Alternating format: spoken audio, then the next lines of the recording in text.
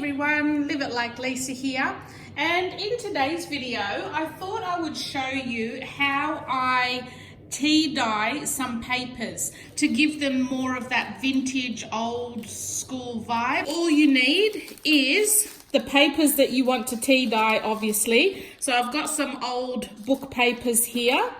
I've got some paper doilies, different paper doilies.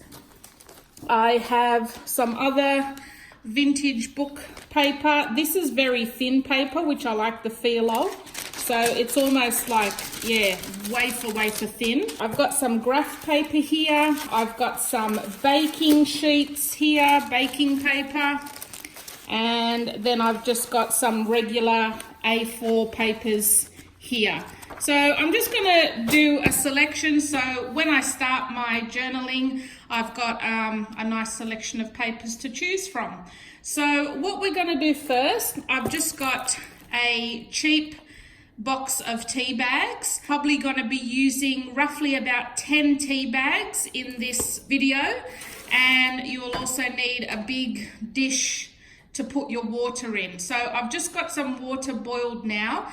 I'm going to fill this dish up with the water, dump the tea bags in and let them sit and brew until the water has cooled, and then we're going to start dunking the papers in. So I'm just going to grab the water.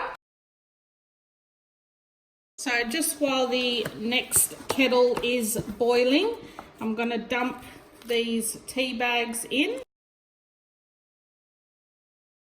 So I've just put 2 full jugs in that container now. I'm just going to let that cool now. Once it's cooled, then we're going to dip all our papers in it and let them soak for a bit, and then we'll go from there. Alright, so I've had those soaking for a little while now. Water's cooled down. I want to try and put a selection of each one.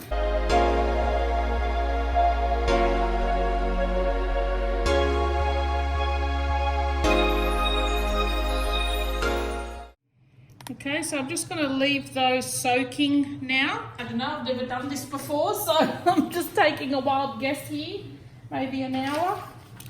And then we'll come back, drain all the paper, and then we're going to dry them in the oven. Okay, so the papers have been soaking for a little while now.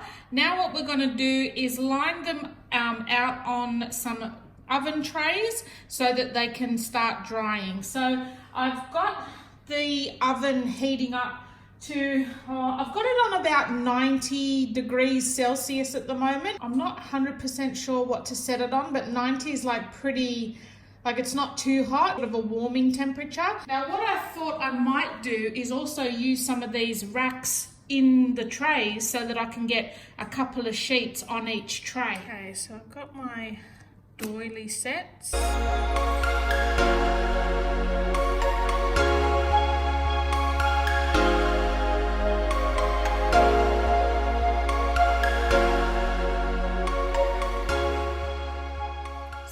Just been experimenting a little bit, drying a whole bundle at a time, and it seems to be working fine. You might probably just have to leave them in a little bit longer than a single sheet, obviously, but it's only taken a few minutes per batch that I'm putting in.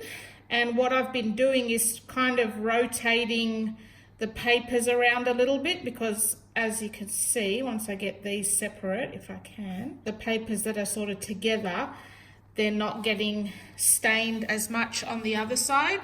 So I've kind of just been rotating them around a little bit as well.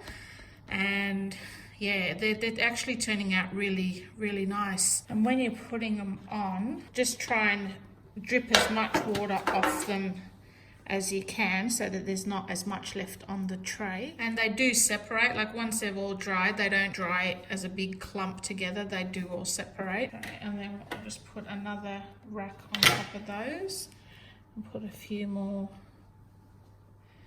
on top.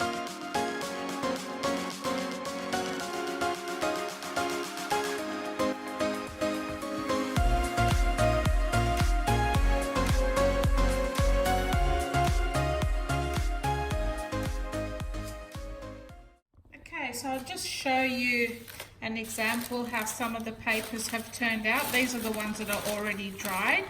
I'm really happy with the way they've turned out. Tea dyeing is not even all over, and you know, on some pages I actually prefer that. I like that it's a little bit uneven on some.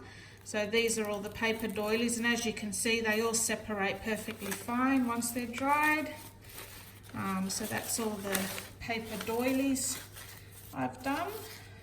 Some nice stained ones there. Yeah, some of these graph papers turned out really good, nicely stained and aged.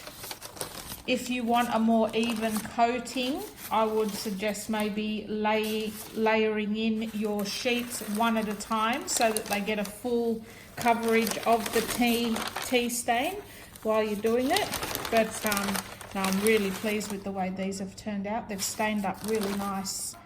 Here's some of the baking sheets, which look really good. Yeah, I'm really pleased with that. Some of the book pages, and they've got a nice crinkling feel to them as well, which I really like.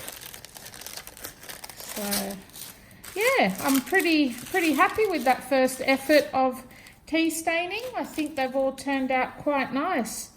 And you can see they separate all really nicely. This one looks amazing. It's got some of the patterning of the doilies on there as well, which looks really good. I like that one a lot. So yeah, I hope you enjoyed this video, guys. Just me experimenting, tea staining some papers for the first time.